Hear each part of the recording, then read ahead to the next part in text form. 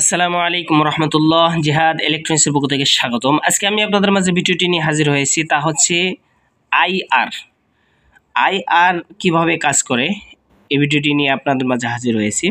তো ভিডিওটি শুরু থেকে শেষ পর্যন্ত দেখলে ইনশাল্লাহ আপনাদের আইআর যে সেন্সরটা আছে এ সম্পর্কে ইনশাল্লাহ আপনাদের ধারণা হবে। তো আইআর দেখতে সাধারণত অন্য এলইডির মতোই মনে হবে। তো আইআর এটা হচ্ছে রিমোটের সিগন্যাল আদান প্রদান করা হয়, এই জন্য ব্যবহার করা হয়। তো এটা হচ্ছে আইআর যেটা রিমোটের মাথায় লাগা থাকে, অর্থাৎ আমাদের যে রিমোটের যে আপনার এগুলো থাকে, আপনার বাটনগুলো থাকে, আমি আপনাদেরকে দেখাচ্ছি। এখানে আমরা যদি রিমোট, এটা আপনাদেরকে বোঝার স্বার্থে বলতেছি, যেহেতু আমি যতটুকু জানি ভাই অতটুকু মানুষকে বোঝার চেষ্টা করি আলহামদুলিল্লাহ। তো এখানে ধরেন যে আমাদের প্রত্যেকটা বাটন, ঠিক আছে। তো আমি ধরেন যে এখানে 110, এটা B12, এটা হলো 13, 14, 15, 16, 17, এভাবে ধরেন যে একটা করে কোড আছে। তো এখানে আইআরটা থাকে এবং আইসি থাকে। তো আইআরের কিন্তু প্লাস মাইনাস ঠিক এখানে বোঝা যাচ্ছে, যে বড় যে সাইডটা আছে এটা হচ্ছে মাইনাস, ছোটো সাইডটা হচ্ছে প্লাস। তো আমি আপনাদের বোঝার স্বার্থে বলতেছি।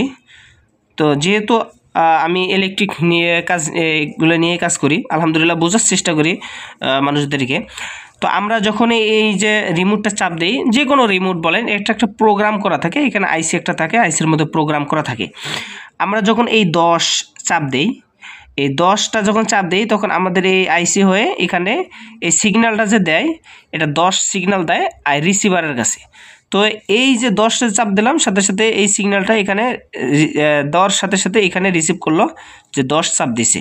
আইসি সিগন্যাল দিলেও যে 10 চাপ দিছে তোমারে। এভাবে প্রত্যেকটি সংখ্যা যখন যেটা চাপ দিবেন তখন সে বলে দেবে। এবং তখন আইসিতে এভাবে বলা হয় যে তুমি যখন 10 চাপ দেবে তুমি ভলিউম বাড়াইবা, 20 চাপ দিলে তুমি লাইট অন অফ করবা, বা এভাবেই কিন্তু মূলত এটা প্রোগ্রাম করা হয়। যে কোনো রিমোটকে আপনি চাইলে যে কোনো কাজে লাগাতে পারেন এটা প্রোগ্রামের মাধ্যমে। তো আমি আজকে এদিক আলোচনা করতেছি না, আমার আলোচনাবিদ হচ্ছে এই আইআর এর আলোটা কিন্তু খালি চোখে দেখা যায় না। তো এটা হচ্ছে যে কোনো ক্যামেরা অথবা আপনার এটার যে এর আগে আমি একটা ভিডিও দিয়েছিলাম যে কিভাবে আমরা রিমোটগুলো চেক করি, ঠিক আমরা এই আইআর এবং রিসিভার দিয়ে যে কোনো আপনার মডিউল বা যে কোনো কাজে ব্যবহার করতে পারেন। তো এটা কিভাবে আপনারা কানেকশন করবেন বা কিভাবে এটা ভালো আছে না মন্দ আছে চেক করবেন, সেটা আমি আজকে আপনাদেরকে দেখাচ্ছি।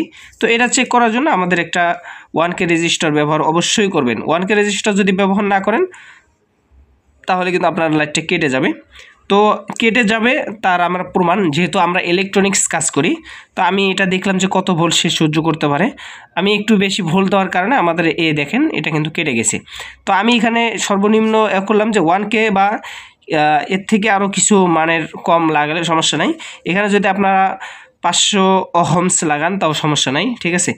তো আমার মতে আপনারা যদি ভারী লোড ব্যবহার করেন বা আপনারা যদি সব সময় জ্বালার চেষ্টা করেন যে এলইডিটা, তাহলে আপনারা 500 ওহমস থেকে 1K রেজিস্টার লাগালে সবচেয়ে ভালো হবে। তো এখন আমি আপনাদেরকে দেখাবো কিভাবে আপনারা এটা চেক করবেন ভালো আছে কিনা।